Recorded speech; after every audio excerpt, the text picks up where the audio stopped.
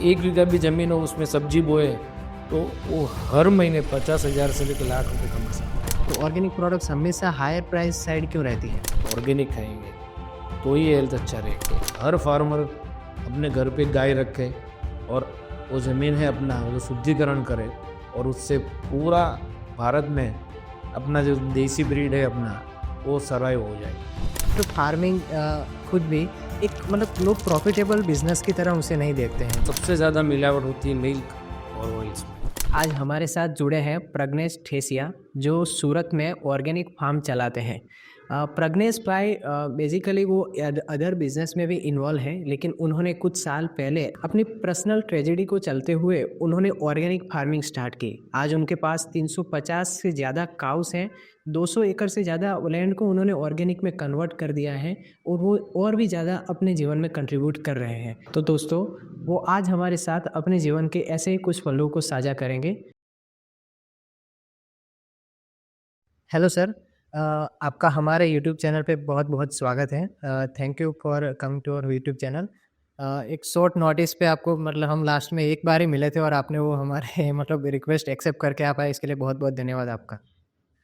Sir, सबसे पहले मैं आपसे यही पूछना चाहूँगा कि सर आप अपने बारे में जो आपकी मूवमेंट है कृषि योग नेचुरल्स के नाम से जो आप चलाते हैं, उसके बारे में कुछ बताइए हमें? मैंने 30 साल की उम्र में बहुत मैं बीमार हुआ था। ओके, मेरे हाई बीपी, कोलेस्ट्रॉल सब आया था। तब से मैंने सोचा कि भाई ऑर्गेनिक फार्मिंग में और गाय में जाना चाहिए। उसके बाद मैंने 5 गाय लाया था, गिर गए। तब से मेरे पास आज 20-21 साल से गाय है। आज मेरे पास 350 गिर गए और 350 कोई दवा आज तक मैंने नहीं ली है। बस अच्छा दूध, घी सब खाया और मैं पूरा हेल्दी हुआ और मैं को 20 साल के बाद मैं कभी बीमार नहीं हुआ। 20 साल उसके बाद मैं कभी। ओके। आज मेरा कृषि ऑर्गेनिक फार्म चालू करने का मेरा मेन मोटिव हुई है कि आज मैं हेल्दी रहा हूँ तो मेरे ग्रुप और मेरे साथ जितने भी जुड़े सब हेल्दी रहे बस। ओके। सर मतलब पहले आप क्या करते थे आप फार्मिंग में आने से पहले? ऐसे मेरा डायमंड बिजनेस है, टेक्सटाइल बिजनेस है और कंस्ट्रक्शन का है और आज भी वो चालू ही है। ओके। क्योंकि ये मेरा शौक है और सबके लिए मेरे को अच्छा प्रोवाइड करना है, वो मेरा मेन मोटिव है मेरा। सर हमने जैसा सुना है कि आपके साथ ना सिर्फ आप अकेले काम करते हो, बाकी आपके साथ बहुत सारे मार्जिनल फार्मर्स जुड़े हुए रहते हैं, जो छोटी-छोटी लैंड जिनके पास है, वो आपकी मूवमेंट के साथ जुड़े हुए हैं। तो सर उनके बारे में कुछ बताइए, वो आप सर कैसे जुड़ते हैं आपसे? अगर कोई आपसे जुड़ना चाहे तो वो कैसे आपको अप्रोच कर सकता है? बेसिकली तो मेन तो क्या है कि भाई आज किसी को मेरे साथ जुड़ना है तो हम लोग क्या करते हैं, हमारी पूरी एक कमेटी बनी हुई है। ओके, वो कमेटी के अंदर हमको क्या जो फार्मर जो ऑर्गेनिक करता है सब्जी उसका पूरा वीडियो वो सब चाहिए। फिर कमेटी में से कोई भी 2 मेंबर जाएगा, उसका लैंड टेस्ट करेगा और सब प्रूव करेगा। वो जो ऑर्गेनिक होगा तो हम लोग उसको हमारे अंदर आने की कोई प्रॉब्लम नहीं, हमारे फार्म में आके बेच सके उसके लिए कोई। लेकिन ओनली फार्मर मार्केट है।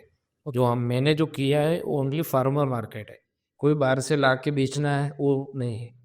मैं पूरा हेल्प किसको कर रहा हूँ? फार्मर को। क्योंकि जितना मैं फार्मर को हेल्प करूँगा तो सब फार्मर आज ऑर्गेनिक से जुड़ेंगे। आज उसको मार्केट चाहिए ऑर्गेनिक, तो आज मैंने सबको ऑर्गेनिक मार्केट प्रोवाइड किया हुआ है। ओके। सर वो मार्केट क्रिएशन आप कैसे करते हो? आप मतलब किस तरह से आप एक्टिविटी करते हो जिससे ऑर्गेनिक मार्केट क्रिएट हो रहा है? आज सब सेटिस्फाई है मेरे वहाँ जो आए हैं, सब क्लाइंट सेटिस्फाई है। आज सब क्लाइंट मेरे मेरे कहने पे आते हैं और हमारा जो कमेटी मेंबर है सबके कहने पे आते हैं और सबको हमें पे विश्वास है कि जो यहाँ पे मिलेगा ऑर्गेनिक ही मिलेगा। क्योंकि हम इतना स्ट्रिक्ट है वो बारे में कि नॉन ऑर्गेनिक आइटम वहाँ नहीं बिकनी चाहिए। ओके।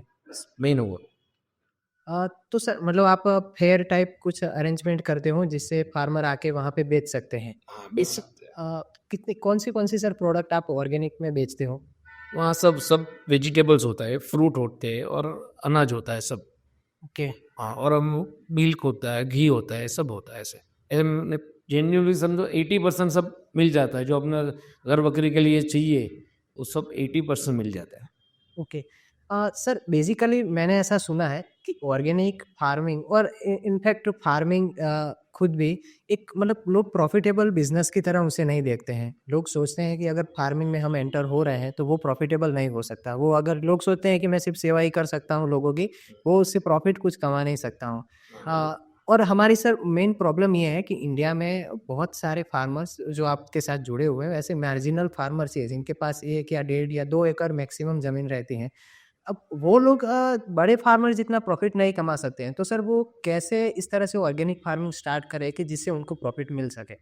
ना, ऐसा नहीं है, सबको ऑर्गेनिक में जाना है, लेकिन ऑर्गेनिक का मार्केट नहीं है। लेकिन फार्मर कोई बोले कि मैं मेरे को प्रॉफ़िट नहीं हो रहा है, मैं नहीं जा तो इसमें बहुत प्रॉफ़िट है। आज ऑर्गेनिक करो, मेरे पास मार्केट है, आइए मैं आपको प्रॉफ़िट करवा दूँ। आज मेरे साथ जो जुड़े हुए 1 एकड़, 2 एकड़ वाले, वो आज साल का 30-30, 4-4 लाख, 55 लाख रुपए कमा रहे हैं सब ये साल का। तो उसका कारण ही ये है कि उसको मैंने पूरा मार्केट प्रोवाइड किया है।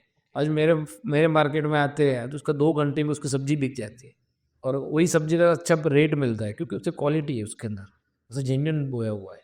तो आज कोई बोले, कोई फार्मर कहे कि हमारा फार्मिंग प्रॉफिटेबल नहीं है, तो मैं नहीं मानता। मेरे साथ जितने फार्मर जुड़े हैं आज सब प्रॉफिट करते हैं। तो सर ये आपका मार्केट आप डेली लगाते हो? नहीं, एवरी वेडनेसडे और एवरी संडे। एवरी वेडनेसडे और संडे को भी सर। ओके। सर आपके पास जो प्रोडक्ट लेके आते हैं जो फार्मर ऑर्गेनिक प्रोडक्ट, तो आप कैसे इंश्योर करते हो कि वो प्योर नेचुरल हैं और पेस्टिसाइड्स फ्री हैं? पहले तो जो फार्मर हमें से जुड़े, तो आज हम उसका लाइव वीडियो करते हैं पहले कि भाई आपने खेत में क्या क्या बोया हुआ है और वो लेके आना है। फिर हमें 5 आदमी की कमेटी है, वो वहाँ जाते हैं और जाके टेस्ट करते हैं और जो उसने बोया हुआ है उसका लैब रिपोर्ट निकालते हैं। ओके। समझो कि आज वो कुछ फार्मर लेके आया, हमको लग रहा है कि चलो ये नॉन ऑर्गेनिक लग रहा है, तो आज रैंडमली चेकिंग भी रखते हैं हर फार्मर का कि समझो कि भाई ये आपका है, ये प्रोडक्ट रैंडमली चेकिंग के लिए जाएगा। बस वो मेन है। ओके। अगर मतलब कोई आपसे रीच आउट करना चाहे फार्मर, तो वो कैसे कॉन्टैक्ट करते हैं आप? ये पूरा हमें मेरे को फ़ोन कर सकते हैं और उसका जो प्रोडक्ट है वो हम कमेटी का एक ग्रुप बनाए हुए हैं, उसके अंदर में हम ऐड करेंगे। फिर वो कमेटी डिसाइड करेगी कि भाई ये फार्मर सही है, जेन्युइन है और ये ऑर्गेनिक कर रहा है, इसका प्रोडक्ट हम अपने मार्केट में ऐड करना चाहिए, तो वो कर सकता है। ओके। सर आई थिंक आप अराउंड 20 टू 21 ईयर से इस फील्ड में जुड़े हुए हो। 20 से 21 साल से आप इसमें काम कर रहे हो। लास्ट 5 ईयर्स में हमने देखा है कि कंज्यूमर बिहेवियर, अब कंज्यूमर एटीट्यूड टुवर्ड ऑर्गेनिक अब चेंज हो रहा है। लोग ऑर्गेनिक की तरफ जाना चाहते हैं। मे बी हमारी परचेस पावर भी इंक्रीज हो रहा है, हम अफोर्ड भी कर सकते हैं। सर आपने इतने 20 सालों के एक्सपीरियंस में कंज्यूमर एटीट्यूड को ऑर्गेनिक की तरफ शिफ्ट होते हुए खुद भी देखा है, क्योंकि आप बहुत लंबे टाइम से काम कर रहे हो। तो सर उसके बारे में आप कुछ कहना चाहोगे कि कंज्यूमर वो कैसे काम कर रहा है और फ्यूचर ऑफ ऑर्गेनिक प्रोडक्ट क्या है, कि मतलब लोग अगर एंटर हो रहे हैं इस बिज़नेस में, तो उनके लिए कैसा फ्यूचर है? फ्यूचर ऑर्गेनिक का ही आने वाला है क्योंकि कोविड के बाद सबको मेन क्या है, हेल्थ। कोविड के बाद सबको मालूम है हेल्थ के सिवाय कुछ नहीं है। कितने भी पैसे हो, कोई मतलब अपना हेल्थ अच्छा चाहिए। तो हेल्थ कहाँ से अच्छा करेंगे? ऑर्गेनिक खाएंगे तो ही हेल्थ अच्छा रहेगा। तो इसलिए सब आज जुड़ रहे हैं और सब खा रहे हैं मेरे साथ जुड़ के। कोविड के बाद शिफ्ट ज़्यादा नज़र आया है? हाँ, कोविड से बाद से बहुत ज़्यादा, ज़्यादा नहीं बहुत ज़्यादा, ओके। कि भाई सबको आज अपना इम्यूनिटी स्ट्रॉन्ग करना है तो कहाँ से अच्छा खाएंगे तो उसका इम्यूनिटी बढ़ेगा। वही मेन है। सर आप आपने हम आपने बताया था हमें कि आप यूएसए में एक्सपोर्ट भी करते हो अपने प्रोडक्ट्स को, बाहर भी बहुत सारी कंट्रीज़ में आप शायद एक्सपोर्ट करते हो। तो सर उसके बारे में कुछ बताइए कि कौन-सी ऐसी प्रोडक्ट है जो आप बाहर बेचते हो? ज़्यादातर तो हम ऑयल में बेचता हूँ कि मेरी पूरी एक ऑयल की फैक्ट्री है एस्थेटिक करके।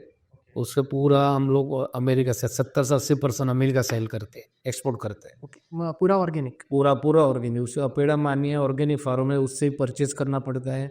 पूरा मेरे को लैब टेस्ट करना पड़ता है, वही यहाँ पे जाएगा। आपको भी मालूम है कि अमेरिका सबसे स्ट्रिक्ट है, ओके। इसलिए कुछ भी हम लॉट ले तो पहले रिपोर्ट, हाँ, उसके बाद ही बेच सकते हैं। और रेगुलेशंस? मेरे पास यूएसडी ऑर्गेनिक का लाइसेंस है और महीने में 3 से 4 बार वो लोग का ऑडिट आता है। समझो कि इतना क्राइटेरिया हमको मेंटेन करना पड़ता है। और सब हो जाता है सर? खुद हो जाता है जब हम कम बेच रहे हैं। तो सर ये मतलब जो ऑयल बेसिक जो रॉ मटेरियल है वो परचेज़ अदर फार्मर से करते हो या आप खुद क अपने फार्म में ग्रो करते हो? नहीं, नहीं, वो अदर फार्मर से करता हूँ, लेकिन जो अपेड़ा मानिया जो ऑर्गेनिक फार्मर है, उससे करता हूँ। और जब भी वो मैं बैच लेता हूँ, उससे पहले रिपोर्ट करवाता हूँ, ओके। उसके बाद ही लेता हूँ। वो कंपल्सरी है मेरे लिए, क्योंकि मेरे को दिखाना है, अमेरिका भेजना है कि मैं ये रिपोर्ट है, उससे थोड़ी मैं बेच सकता हूँ। Okay, okay. सर आप कृषि योग नेचुरल्स को नेक्स्ट 5 इयर्स में कहाँ पर देखते हो? आपके मतलब क्या-क्या ड्रीम है, क्या विज़न है जो आप अभी उस पे काम कर रहे हो और उस पे न इन फ्यूचर आप उसको रिलीज़ करना चाहोगे? मेरा सबसे एक चालू करने का मेन वो है कि हर फार्मर अपने घर पे गाय रखे और वो ज़मीन है अपना जो शुद्धिकरण करे और उससे पूरा भारत में अपना जो देसी ब्रीड है अपना वो सर्वाइव हो जाए। मेन मोटिव मेरा है, हर घर गाय, मेरा एक ही मोटिव है, हर घर गाय। अब तक सर आपके साथ कितने फार्मर्स जुड़े हुए हैं?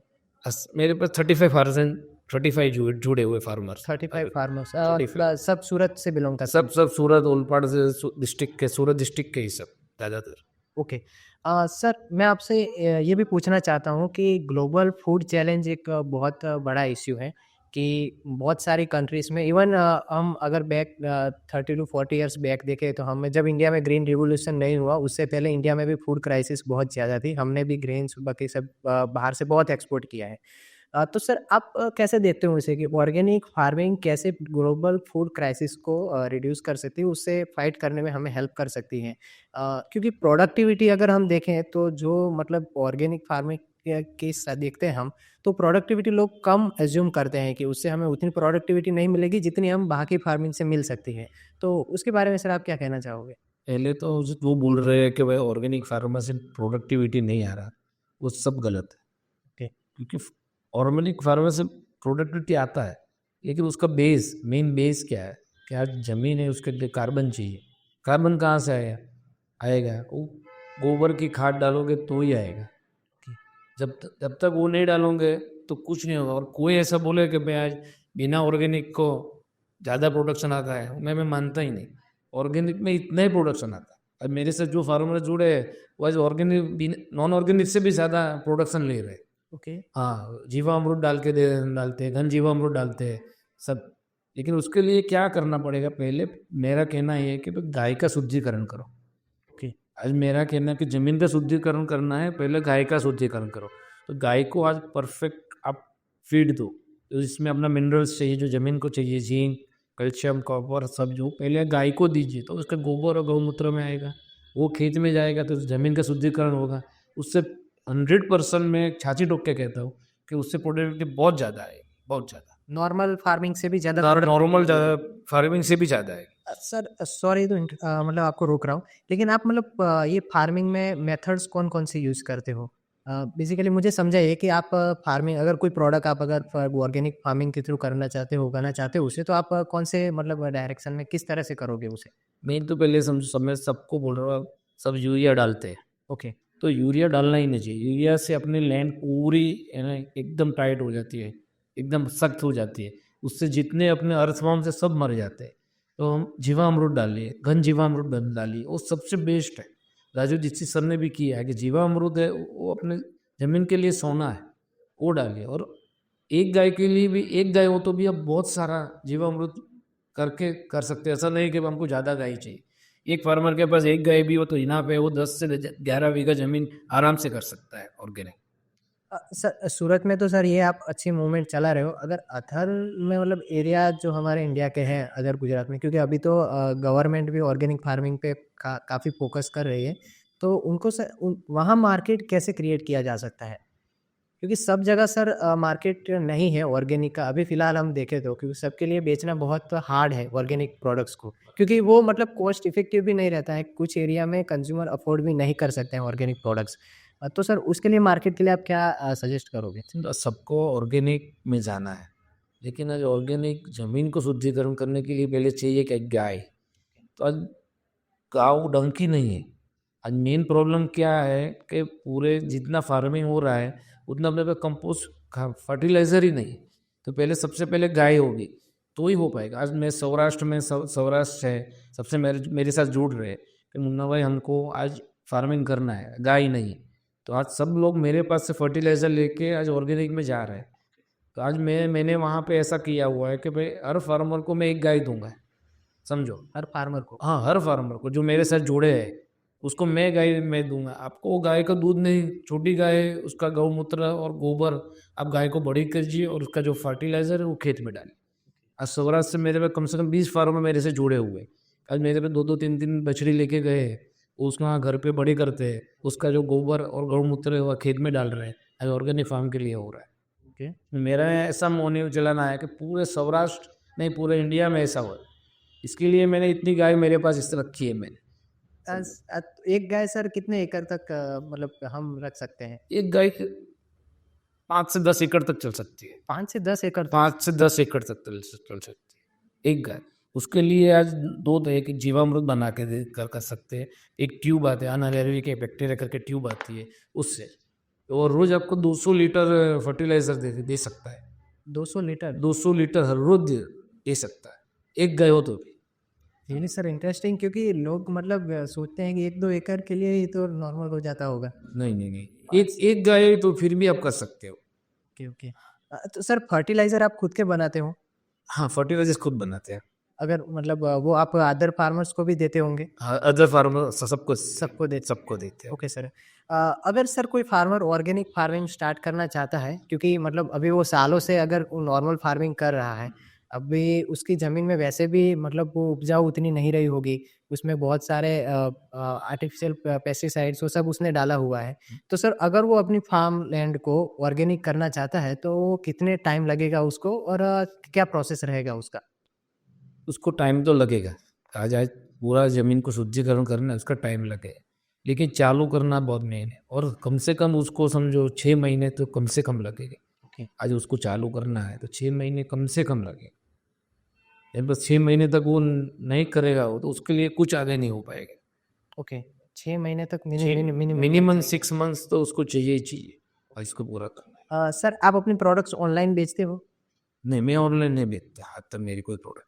ओके, अगर मतलब हमारे जो कंज्यूमर्स हैं, हमारे जो देख रहे हैं दर्शक, अगर उनको परचेज़ करने हो आपकी प्रोडक्ट्स, तो वो कैसे कर सकते हैं? वो फार्म पे आके ले सकते हैं। वैसे मेरा नंबर तो दिया हुआ है, आप स्क्रीन में आप भी कर सकते हो फार्म, क्योंकि आज सूरत में ही मेरा सब प्रोडक्ट बिक जाता है, और सब फार्मर्स हैं मेरे, उसका भी सब जो प्रोडक्ट बनाते हैं वो सूरत में बिक जाता है।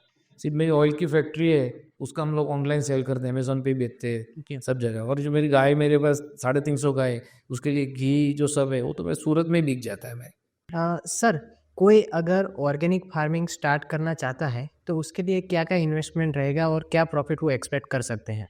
ऑर्गेनिक फार्मिंग सबको करना चाहिए, उसका इन्वेस्टमेंट कुछ नहीं ऐसा बोले। जिसके पास लैंड है क्या? उसके लिए इन्वेस्टमेंट कुछ नहीं। आज रासायनिक खातर ज़्यादा महंगा है ओके, उससे, तो आप सिर्फ अब आपको क्या ढूंढना है कि आपको काउ कंपोस्ट खातर मिल जाए और वर्मी कंपोस्ट मिल जाए, तो उसके लिए कोई है ही नहीं कि भाई नहीं हो पाएगा। और रासायनिक खातर का आप खर्चा गिनो तो वो और ज़्यादा है, जिससे इससे कम है। तो ऐसा कोई है ही नहीं कि नहीं कर पाए, और उसमें कुछ ऐसा कोई कॉस्ट भी नहीं है। इसके पास मैं तो बोलूँ कि 1 बीघा भी ज़मीन हो उसमें सब्जी बोए, तो वो हर महीने 50,000 से लेकर लाख रुपए कमा सकता है। 50,000 से लाख रुपए तक? एक एक बीघा ज़मीन में, 1 बीघा ज़मीन 1 में? एकड़ भी नहीं, आधा एकड़ ज़मीन हो फिर भी वो 50,000 से लाख रुपया कमा सकता है। Sir really interesting. Sir government supports कौन-कौन से अवेलेबल रहते हैं, अगर कोई फार्मर ये स्टार्ट कर रहा है तो? गवर्नमेंट सपोर्ट करती है, सब सब जिसको करना है मेरे पास आया था, सब अफ़सर मेरे साथ आते हैं, गवर्नमेंट ऑफ़िसर, उससे मेरा कॉन्टैक्ट है, मैं उससे करवा सकता हूँ, और गवर्नमेंट वो पूरा सपोर्ट करती है। अ, लाइसेंस से लेके जो करना चाहिए वो सब करते हैं। ओके।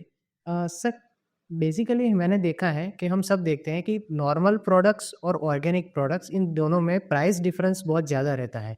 अगर ऑर्गेनिक प्रोडक्ट्स में प्रोडक्टिविटी ज़्यादा है, फार्मिंग में ज़ीरो बजट के थ्रू भी हो सकती है, क्योंकि रासायनिक खातर हमें डालना है नहीं। तो सर इतना प्राइस डिफरेंस क्यों रहता है? क्योंकि ऑर्गेनिक प्रोडक्ट्स हमेशा हायर प्राइस साइड क्यों रहती है? क्योंकि ऑर्गेनिक हाई प्राइस ऐसा नहीं है, ऑर्गेनिक प्रोडक्ट की शॉर्टेज है, इसीलिए हाई प्राइस है, मेरा वो कहना है। ओके। आज 100 आदमी को खाना है समझो, तो खा कितने रहे, मिल किसको रहा है, 10% को मिल रहा है। जो माल की शॉर्टेज रहेगी उसका प्राइस हाई रहेगा। आज सब जुड़ जाएंगे जब ऑर्गेनिक में, तो अपने आप प्राइस अपने आप लो हो जाएगा। मतलब डिमांड सप्लाई की वजह से बस प्राइस उसके कारण हाई रहता है। आज हमारे मार्केट में 2 घंटे में सब सब्जी बिक जाती है, तो क्या हुआ, शॉर्टेज हुआ, तो हाई प्राइस हुआ।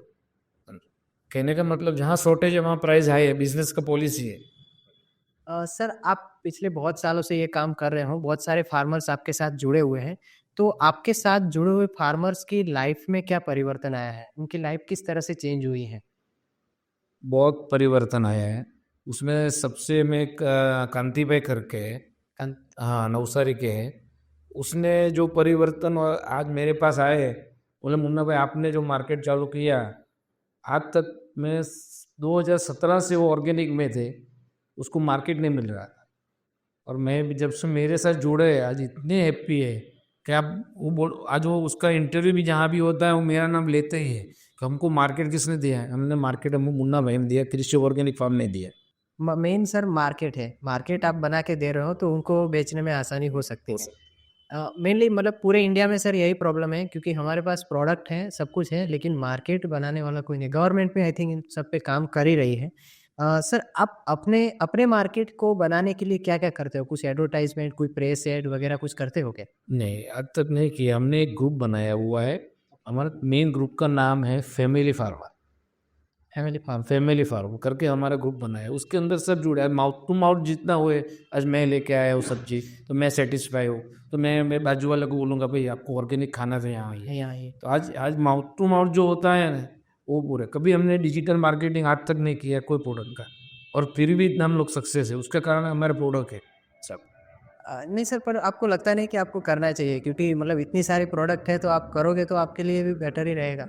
नहीं करेंगे, चालू है अभी जिस जिस फार्मर जुड़ रहे हैं, आज मेरे विश्वास पे कृषि ऑर्गेनिक फार्म पे विश्वास पे ले रहे हैं, तो अब मैं सब फार्मर को कन्वर्ट कर रहा हूँ, तो आप ऑर्गेनिक में आ जाइए, मार्केट में दे रहा हूँ कि अब धीरे धीरे अब आ रहे हैं, जैसे बढ़ता जा रहा है।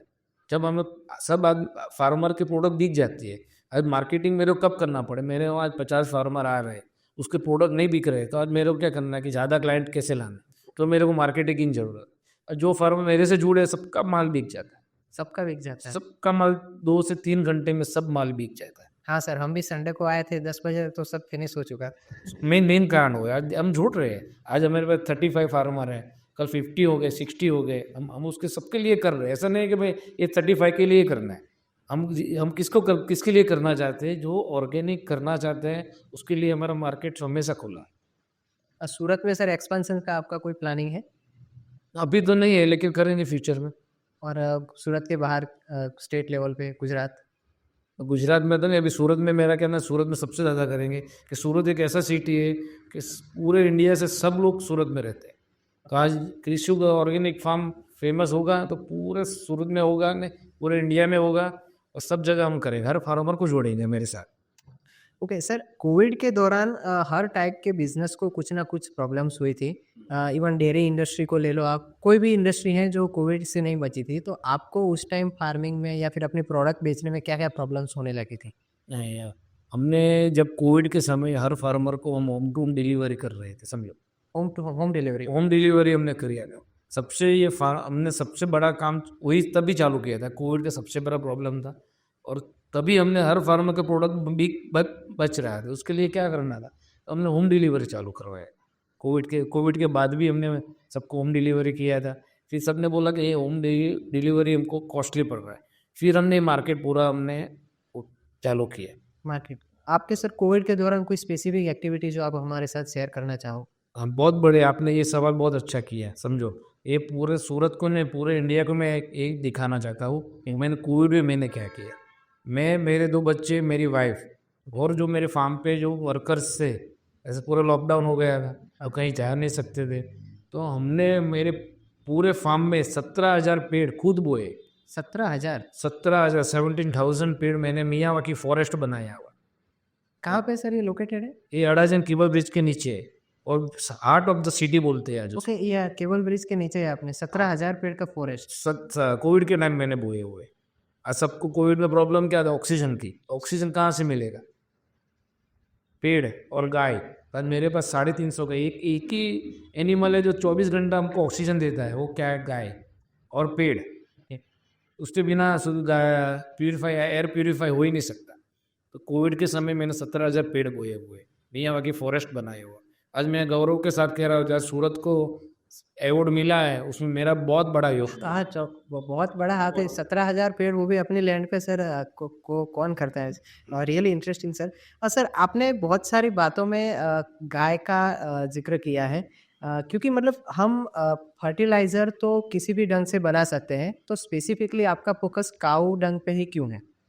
क्योंकि गाँव डंग पे सबसे आज पहले पे काम कितनी गाय होती है, आज गाय नहीं है। और काव मैन्योर में सब तरह के बैक्टीरिया होते हैं कि जो जो जो अपने लैंड को चाहिए, उसके लिए काव बिना तो कुछ हो ही नहीं पाएगा। आज गवर्नमेंट भी आज सब गौशाला को सबको सपोर्ट कर रही है, गवर्नमेंट को भी मालूम है कि गाय बिना कोई एग्रीकल्चर हो ही नहीं पाएगा। शुद्ध ज़मीन का ऑर्गेनिक करना है, लेकिन कार्बन चाहिए, ऑर्गेनिक कार्बन कहाँ से आएगा? तो काऊ डंग से ही आ पाएगा। ओके।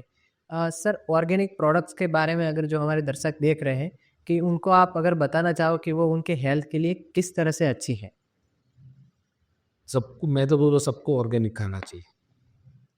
आज बोल रहे हैं कि ऑर्गेनिक महंगा है, सब ऐसा बोल रहे हैं। मैंने हाँ देखा सर, होगा और हम देखते भी हैं सर, महँगा भी है क्योंकि मतलब मिडल क्लास तो अफ़ोर्ड नहीं कर सकता। ना ना, वो मिडिल क्लास की बात और किसी की बात नहीं। अब आप होटल में जा रहे हो, पिज़्ज़ा आप 450 खा रहे हो, तो कोई पूछता नहीं कि ऑर्गेनिक है नॉन ऑर्गेनिक, आप 450 को पिज़्ज़ा ले ले रहे हो।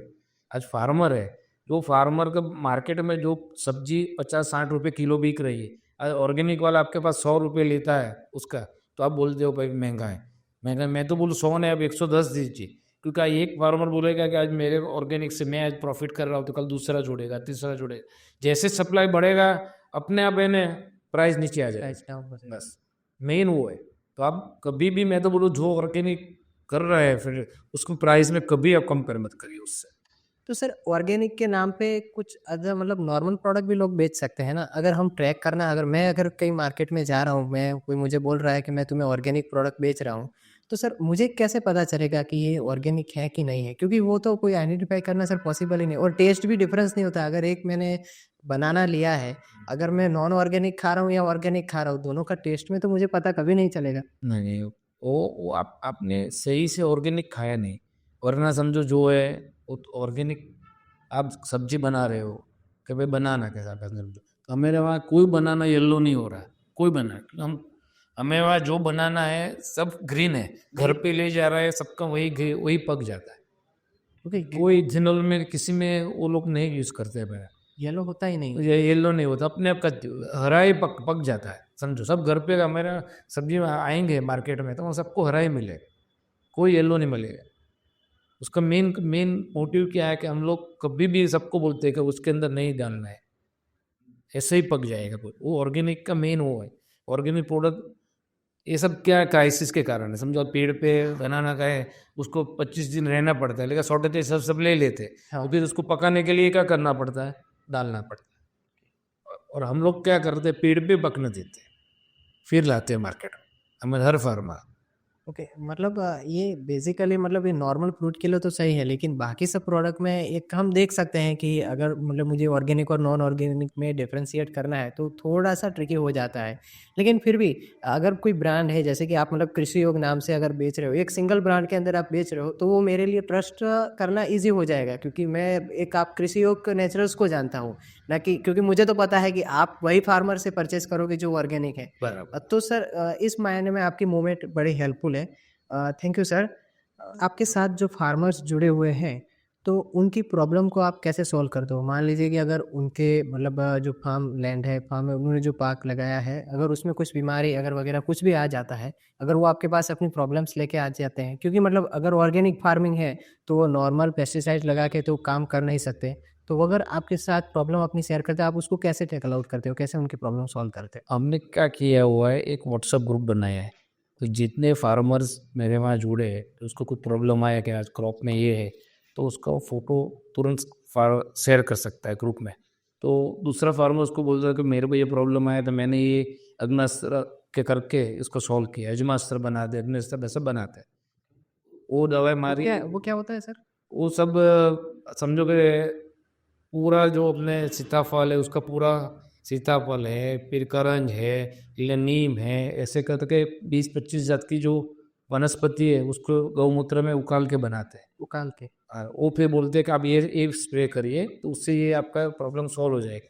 वैसे पूरा हमने ग्रुप बनाया हुआ है, कल मेरे में ये प्रॉब्लम है, मेरा प्रॉब्लम इससे सॉल्व हुआ है, तो अब ये डालिए तो इससे हो जाता है। वैसे पूरा एक ग्रुप में हम लोग शेयर करते हैं। कभी सर ऐसी प्रॉब्लम आई है कि मतलब आप पार्क में कुछ प्रॉब्लम बीमारी आ गई और आप सॉल्व ही ना कर पाए हो और पूरा मतलब लैंड उससे खराब हुआ हो?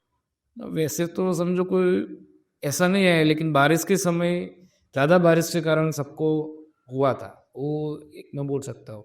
वैसे कोई किसी इंसेक्ट ने अटैक किया और उसका हम लोग ने निवारण नहीं किया, वैसा नहीं है अब तक। ओके। सर आपने आप ये जो मेन प्रोडक्ट है उसमें आपने काऊ को चुना जिसमें आप घी सब बेचते हो, और आपने ऑयल को चुना। जो आपकी जो मेन आप जो प्रोडक्ट बनाते हो आपने तो सर इन 2 चीज़ों को ही क्यों चुना? क्योंकि आपके पास 350 के अराउंड काउस हैं और आप ऑयल भी बहुत अच्छा एक्सपोर्ट करते हो। तो सर इन दोनों पे ही आपने मिल्क और बेसिकली मिल्क और ऑयल पे ही फ़ोकस आपका क्यों रहा? क्योंकि आज मैं देख रहा हूँ सबसे ज़्यादा मिलावट होती है मिल्क और ऑयल्स में। तो मैं चाहता हूँ कि सब हेल्दी रहे। आज मिल्क हर छोटा बच्चा है वो बड़ा होता है तो मिल्क पी के बड़ा होता है। तो आज वो पहले से ही स्ट्रांग होगा, इम्यूनिटी उसकी स्ट्रांग होगी तो बड़ा होगा तो कभी वो बीमार नहीं होगा। और मेरे को वो समाज में सोसाइटी को अच्छा देना था हेल्थ के लिए, तो मैंने सोचा कि चलो ये काउस तो है अपने पास, तो काउस और ऑयल जो सबसे ज़्यादा मिलावट वाला चीज़ बनता है तो मैं वो 100% प्योर हूँ। ओके। तो उसका कारण मेरा ये है, मैंने दो इसी लिस्ट में। आपका ऑयल सर बाकी ऑयल से कैसे अलग है? क्योंकि मैं कुछ भी सीड लेता हूँ वो सर्टिफाई लेता हूँ सर। जो पूरे सीड्स में से हम लोग 10 से 15% सीड निकाल देते हैं, सॉटेक्स कर देते हैं। ओके। जो काला दाना आया, खराब दाना आया, वो हम निकाल देते हैं। वो बाकी क्या, क्योंकि जो काला दाना है उसके अंदर पीसेगा तो अफ्लाटॉक्सिन आना ही आना है। ओके। तो अफ्लाटॉक्सिन निकालने के लिए क्या है, तो कोई भी सीड लो तो उससे सॉटेक्स मशीन में उसको सॉटेक्स कर 10 से 15 तक सीड ही खराब निकाल दो। तो अच्छे सीड डालेंगे तो अच्छा से ऑयल आएगा। अराउंड सर आपका प्राइस क्या रहता है कोई भी ऑयल में? समझो आज सिंग तेल है तो मार्केट में सिंग तेल सब 3200 का डब्बा मिलता है, तो मेरा 3600 का। ओके, थोड़ा-सा प्राइस तो अबव है। वही जो हम 10% ऑयल सीड निकल लेते हैं उतना ही फर्क है, ऐसा नहीं है कि ज़्यादा फर्क है। समझो इतने सर लॉन्ग टाइम में आपने बहुत सारा अपना टाइम इन्वेस्ट किया है ये काम करने में। आपको सर फैमिली से कैसा सपोर्ट रहा? क्योंकि मतलब आप बहुत टाइम से इसमें लगे हुए हो।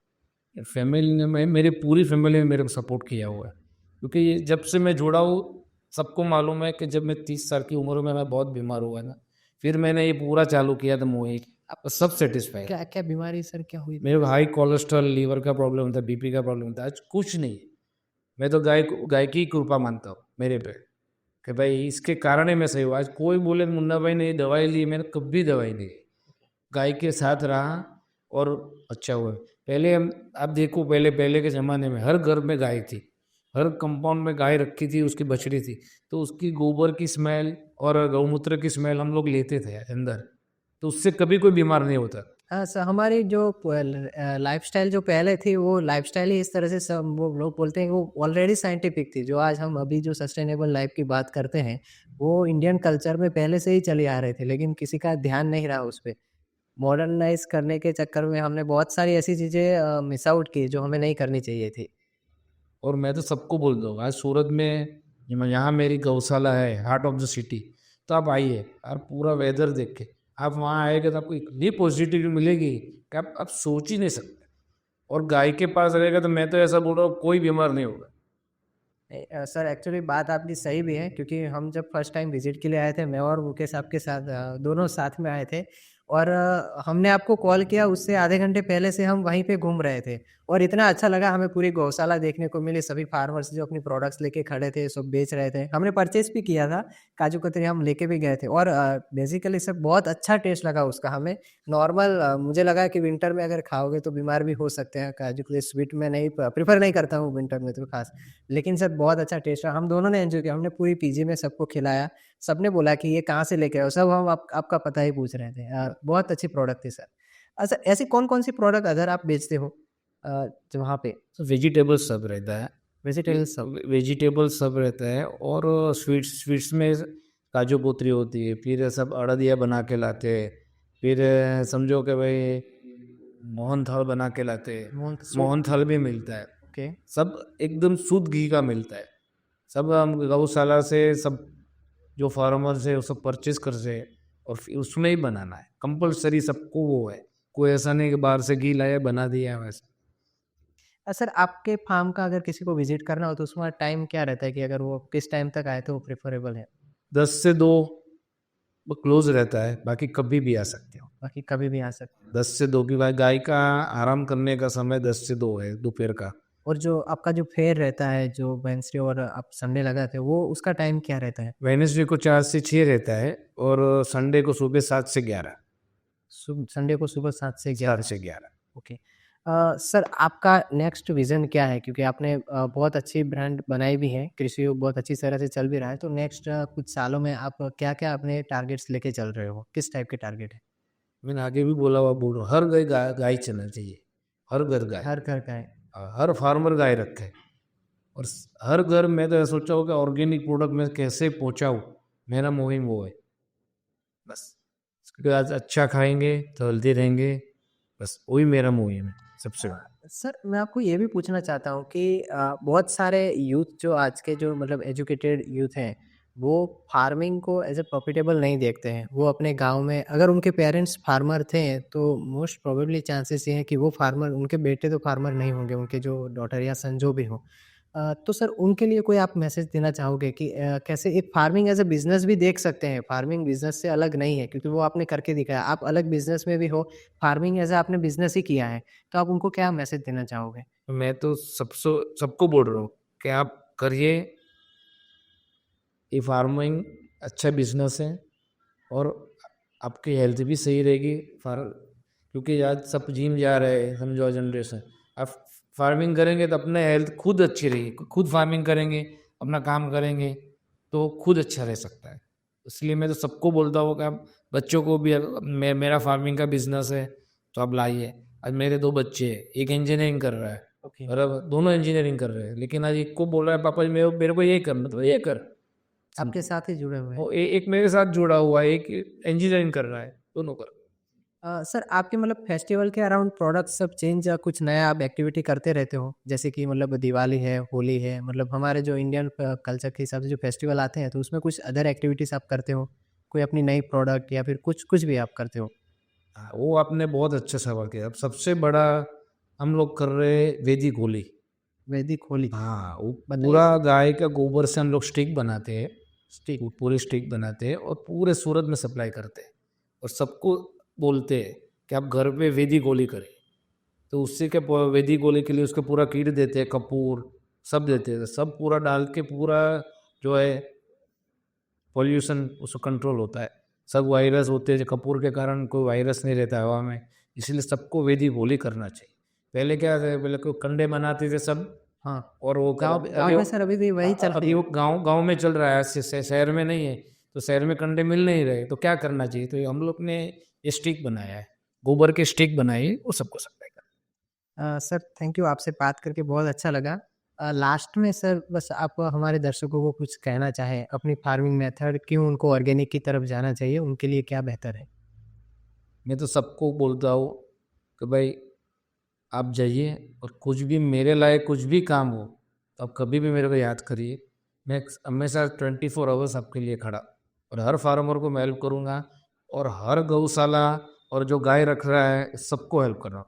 आज सूरत में कम से कम 20 गौशाला है जो मेरे अंडर करती है कि भाई मुन्ना भाई हमको क्या करना चाहिए गाय में, तो मैं पूरा मैनेज करके देता हूँ, चारा से लेके सब। गाय होगी तो सब होगा।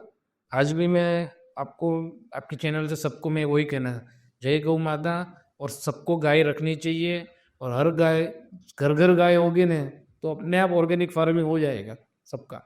ऐसा नहीं होगा, बस उसके लिए जो बोलिए जो करना है। Okay, thank you so much sir for coming. Thank you. Thank you.